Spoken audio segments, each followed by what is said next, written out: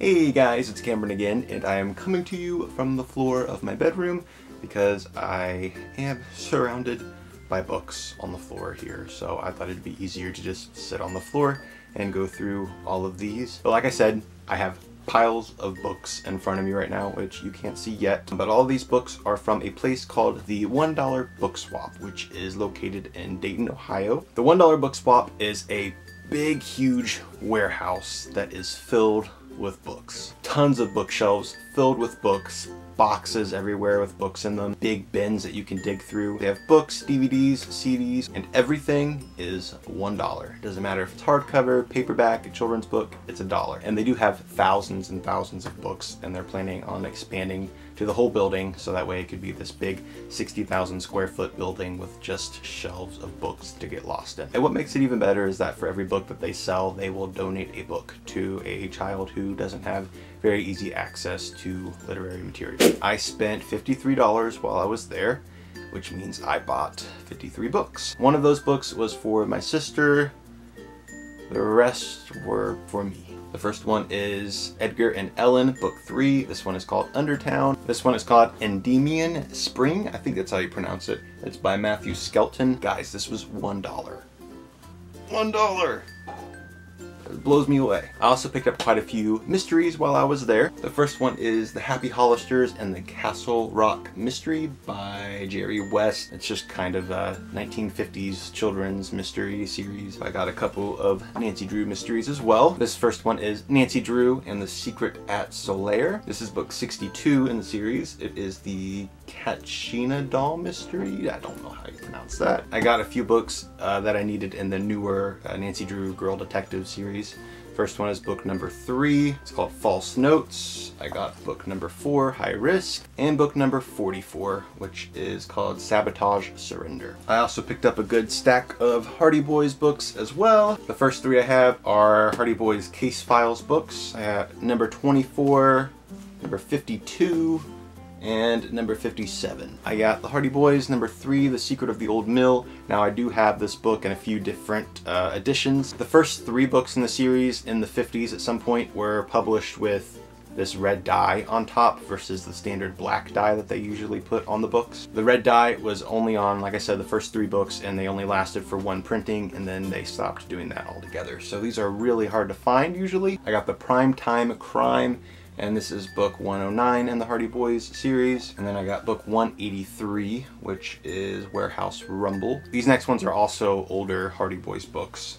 They are library editions, and these are just absolutely amazing. I love these so much. The first one is A Figure in Hiding, The Clue in the Embers, The Mark on the Door, and The Mystery of the Aztec Warrior. There were also a ton of Bailey School Kids books there. I can't even begin to tell you how many there were. So I found 3 of the special editions. The first one is Mrs. Jeepers' Batty Vacation, Mrs. Jeepers in Outer Space, and Mrs. Jeepers on Vampire Island. And then I also got a library edition of Gargoyles Don't Drive School Buses. They had a whole YA section, but there wasn't anything that I saw that I really needed other than a few books. The first one is called The Ripper by D.E. Atkins. This is a point horror paperback from the 90s. I already do own a copy of this book, but mine is in pretty bad condition, and this one is pretty much flawless, so I had to pick that one up. I also picked up Fang, which is a book in the Maximum Ride series by James Patterson.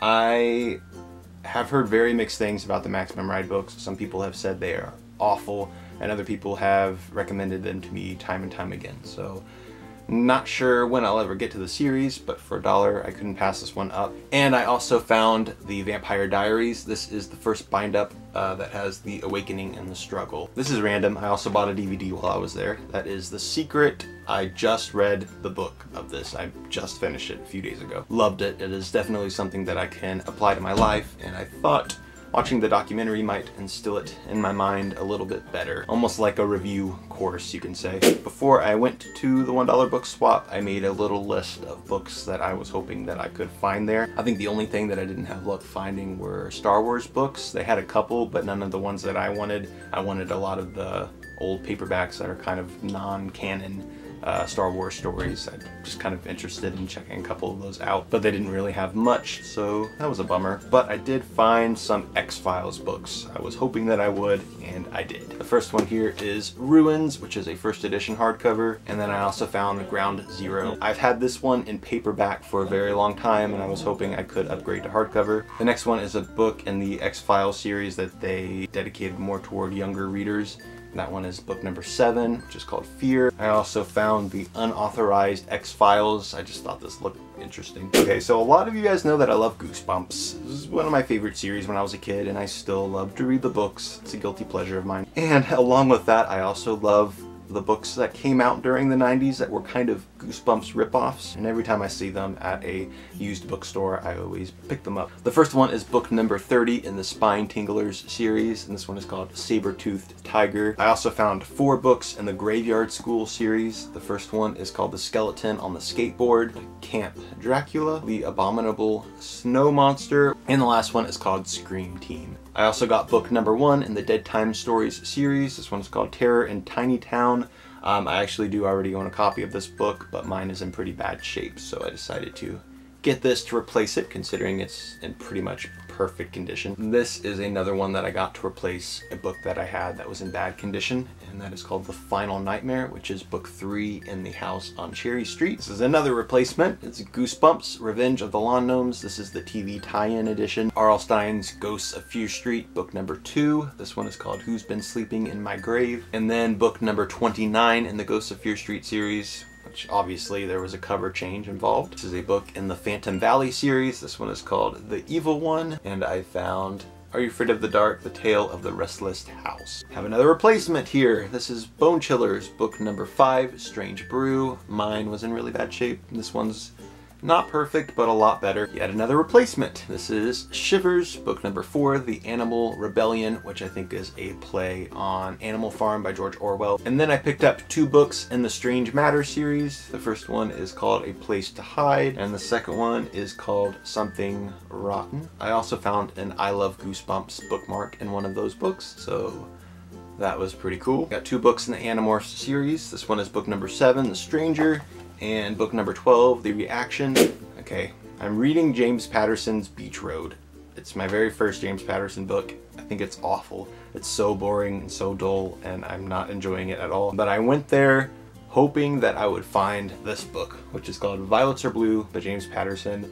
It is his take on vampires, and I know it's going to be awful, but it just sounds just irresistible. I had to pick it up. The next one is M is for Malice by Sue Grafton. This one is Christ the Lord Out of Egypt by Anne Rice. And the very last book that I got is the Selected Works of T.S. Spivet by Reef Larson. I've never heard of this book before. I didn't even know it existed, but it just looked really cool. It actually has a quote on the back by Stephen King. So those were all of the 52 books that I bought for myself at the bookstore. I do plan on going back and checking it out again soon. I hope you guys enjoyed this video, and I will see you in the next one.